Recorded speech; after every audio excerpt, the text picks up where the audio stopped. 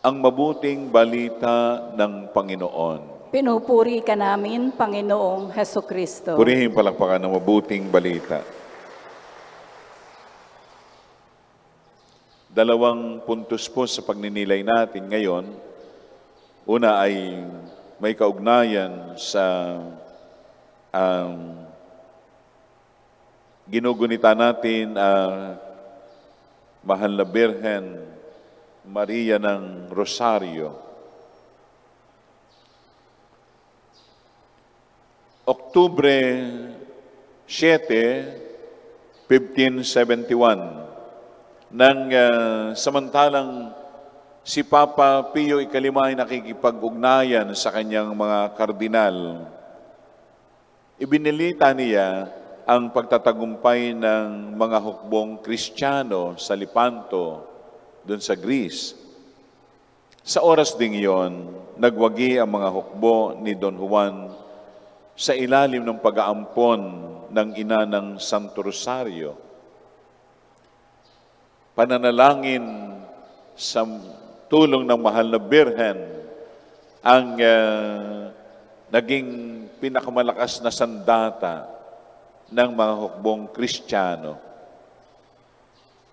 Dahil sa pagwawaging ito, itinatag ng nasabing Santo Papa ang kapistahan ng Nuestra Señora de las Victorias, na nung lumaon ay tinawag ng Nuestra Señora del Santissimo Rosario.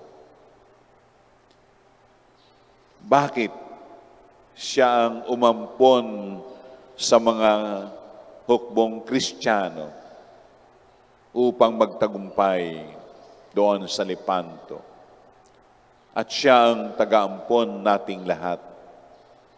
Huwag tayong magsasawa na manalangin, gamitin ang rosaryo sa ating pananalangin, at sa bawat butil ng ating pananalangin, nandoon ang pagwawagi ng Diyos sa ating buhay. Amen. Palapakan natin ang Mahal na Birhen ng Santo Rosario. Kalawa ay yung ating narinig na ebanghelyo, the Good Samaritan, ang mabuting Samaritano. Ang mga Hudyo at mga Samaritano, kinamumuhihan nila ang isa't isa. They hated each other. Pero dito sa kwento na binanggit ng ating Panginoon, Hesukristo, doon sa kanyang pakikipag-usap sa eskriba, binigyan niya ng pagpapahalaga ang ginawa ng Samaritano.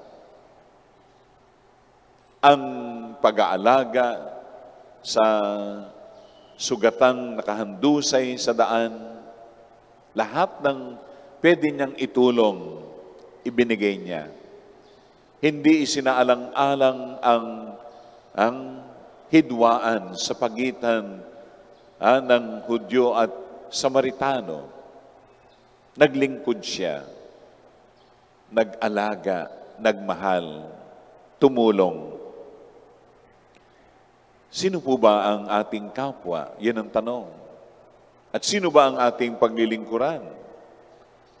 Sa araw-araw nating buhay, mga kapatid, tinatawagan tayo ng ating Panginoong Hesus na maging mabuting Samaritano, maging good Samaritan.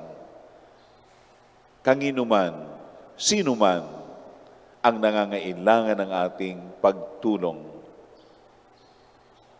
Minsan kasi tinitingnan natin, sino ba yung tutulungan ko? Ito ba'y kakampi ko? Ito ba'y good sa akin? Good vibes ba kami nito? Hindi na natin titingnan yon. Basta't nangangailangan nating kapwa, ibigay natin ang ating paglilingkod. Maging mabuting Samaritano tayo araw-araw, na hindi naman madaling gawin, sabagat madalas tayong umuri ng tao, sumuri ng tao, tumingin sa tao. Ito ba'y may gaganti sa akin pagdating ng araw na ako naman ang may pangangailangan? Hindi iyon dapat isaalang-alang. Bagkus, ang panawagan at paalala sa atin ni Jesus, bawat araw ng buhay natin, nakalaan tayo na maglingkod, tumulong, umagapay sa kapwa, lalo na kung ito'y nangangailangan. Amen. Magsitayo po ang lahat.